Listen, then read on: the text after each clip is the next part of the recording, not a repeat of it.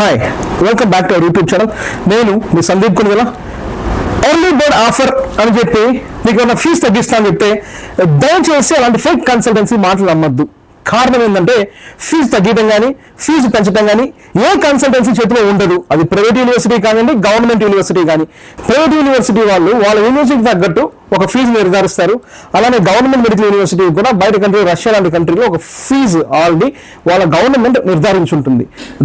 దాన్ని తగ్గించి, ఆ ఫీజుని తగ్గించి ఏ కన్సల్టెన్సీకి ఎర్లీ బర్డ్ ఆఫర్ కింద మీకు ఫ్లైట్ టికెట్ ఫ్రీగా ఇస్తామని చెప్పటము, ఫ్రీ ల్యాప్టాప్ ఇస్తామని చెప్పటము అంటే వాళ్ళు మిమ్మల్ని మోసం చేస్తున్నారు.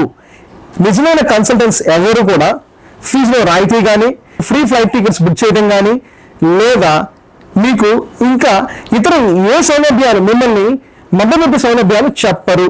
దయచేసి ఫేక్ కన్సల్టెన్సీ పట్ల జాగ్రత్త వహించండి.